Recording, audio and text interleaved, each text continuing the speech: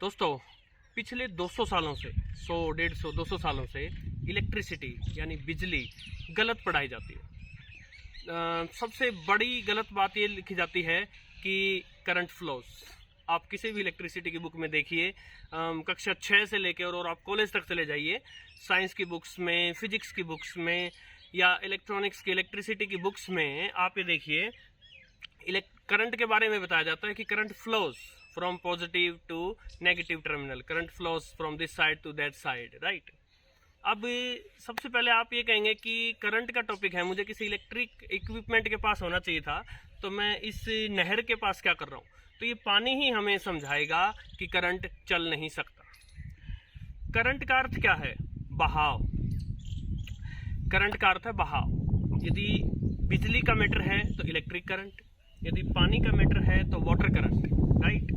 तो जब हम कहते हैं कि करंट चल सकता है तो हम ये कहते हैं कि बहाव चल सकता है। अब बहाव कैसे चल सकता है? बहाव क्या कोई चीज है?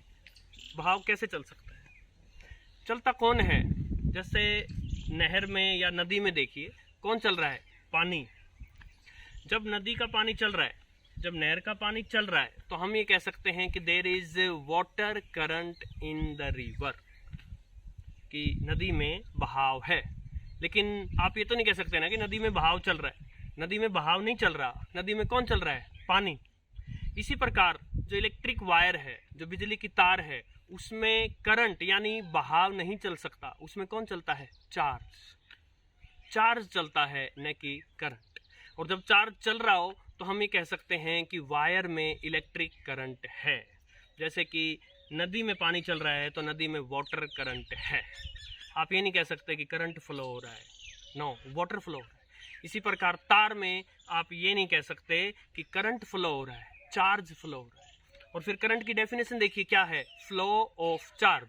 तो जब आप ऐसे कहते हैं करंट फ्लो, तो यहाँ करंट की जगह फ्लो ऑफ चार्ज लिखिए, तो क्या बन गया? Flow of charge. चार्ज के बहाव का बहाव।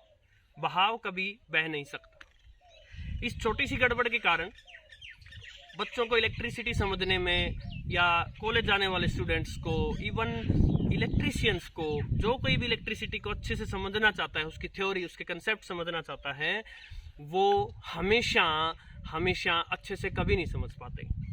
कभी से ही ये चीज़ शुरू से ही किताबों में गलत छपने लगी और फिर छपती चली गई।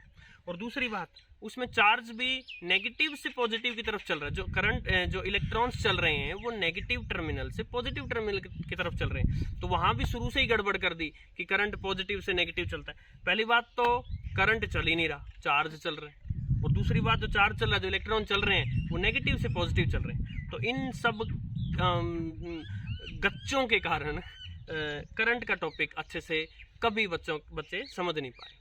तो मैं ये कहता हूँ कि पूरी इलेक्ट्रिसिटी को दोबारा से लिखा जाना चाहिए, किताबों को दोबारा से लिखा जाना चाहिए, और इलेक्ट्रिसिटी के कंसेप्ट अच्छे से समझाए जाना चाहिए।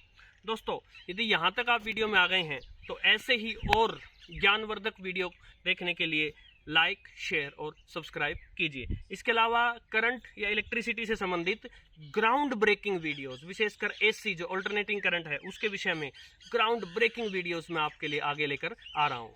नमस्कार।